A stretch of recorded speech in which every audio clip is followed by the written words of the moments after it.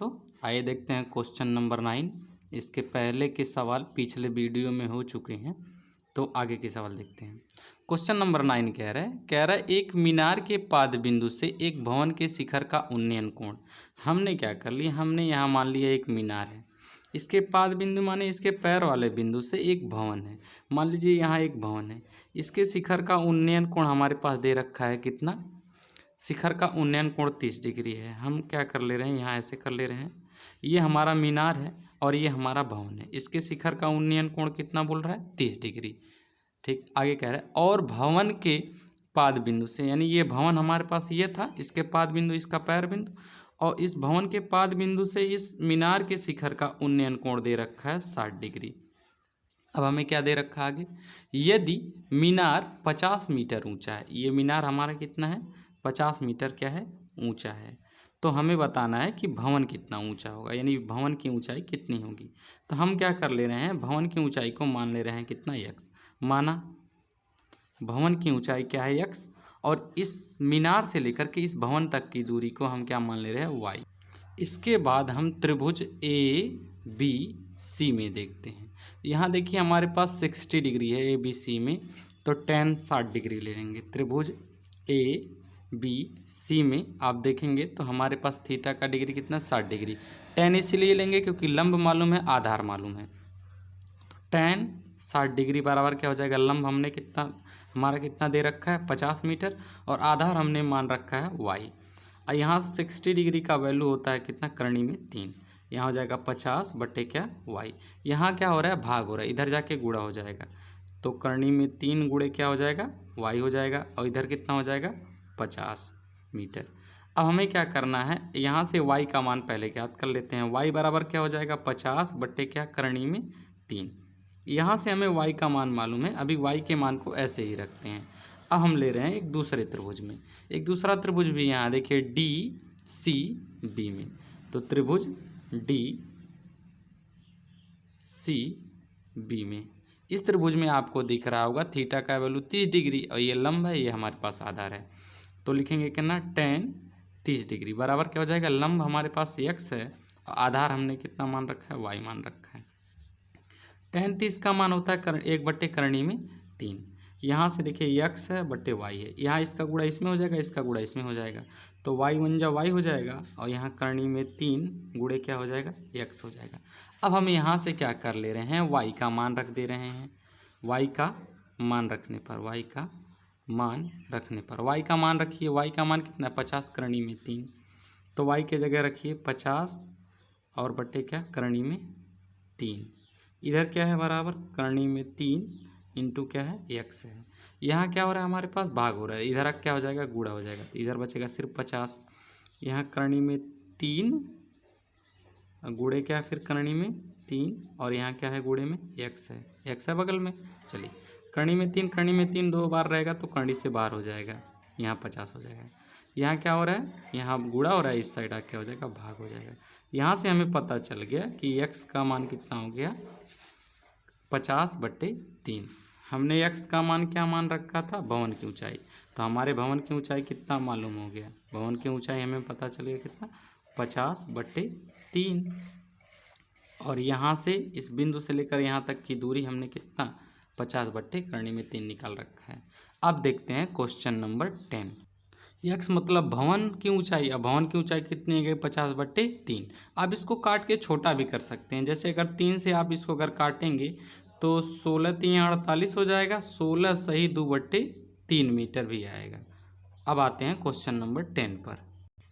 कह रहा है कि 80 मीटर चौड़े सड़क के दोनों ओर आमने सामने समान लंबाई के 2 खंभे लगे हैं। हमने ये क्या मान लिया, ये 80 मीटर चौड़ा एक रास्ता है, और इसके आमने सामने यानी दोनों किनारे पर समान लंबाई के क्या है, 2 खंभे हैं। चलिए आगे देखते हैं। इन दोनों खंभों के बीच सड़क के एक बिंदु से खंभों के शिखर का उन्नयन कोण 60 डिग्री और 30 डिग्री है। हमने मान लिया कि सड़क के बीच में यहाँ कोई बिंदु C है, यहाँ से शिखर दोनों खंभे के शिखर का उन्नयन कोण कितना है, एक का 60 डिग्री है और दूसरे का कितना है, 30 डिग्री है। आगे कह रहे हैं खंभों की लंबाई तथा खंभों के खंभों से बिंदु की दूरी ज्ञात कीजिए। हमें इस खंभे की लंबाई ज्ञात करना है और इस खंभे से इस बिंदु की दूरी ज्ञात करना है। तो हम क्या कर लेते हैं, मान लेते हैं, मान लिए इस खंभे की लंबाई क्या है, x है, और इस बिंदु से लेकर के यहाँ तक की दूरी हमने क्या मान लिया, y है। इस बिंदु से इस यहाँ जहाँ एक खंभा धंसा हुआ है, इस खंभे से लेकर जहाँ हमने बिंदु लिया है, जहाँ से एंगल्स बन रहे हैं, वहाँ तक की दूरी y मान ली है। अब ज़रा सोचिए, टोटल दूरी x है और यहाँ से यहाँ तक की दूरी y है, तो ये जो बची हुई दूरी क्या हो जाएगी, 80 माइनस क्या हो जाएगी, y हो जाएगी। अब हम क्या कर ले रहे हैं, हमारे पास दो त्रिभुज बन गए, दोनों त्रिभुजों में हम लगा लेते हैं। देखिए हमें लंब मालूम है क्योंकि थीटा के सामने लंब होता है और ये आधार मालूम है, तो tan लगा देंगे। हमने क्या कर लिया, पहले ले लिया एक त्रिभुज और उस त्रिभुज में लगा लिया कितना, छोटा वाला एक त्रिभुज ले लेते हैं। त्रिभुज किधर का, इस साइड का ले रहे हैं, त्रिभुज ABC में।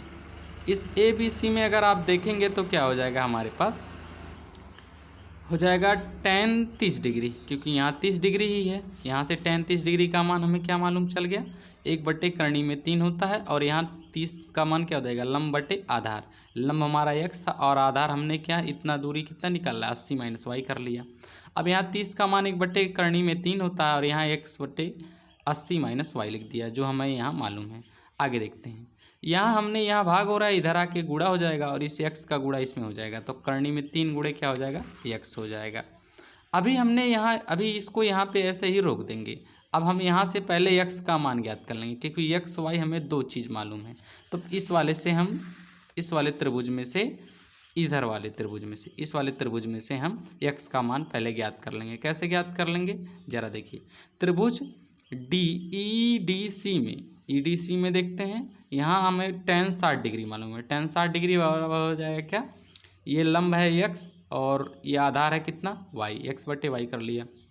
60 का मान करनी में 3 इधर कर लिया, इसका गुणा हो जाएगा, करनी में 3 × y हो जाएगा, x हो गया। अब यहाँ हमने x का मान अभी हमने क्या रखा है, अभी आपसे कहा है कि x का मान पहले निकाल लेते हैं। हमने x का मान निकाल लिया। अब x का मान जब हम निकाल लिए यहाँ पर, अब यहाँ से x का मान, पहले आप इस वाले त्रिभुज को सॉल्व कर लीजिएगा, तब इसे सॉल्व करना आसान हो जाएगा।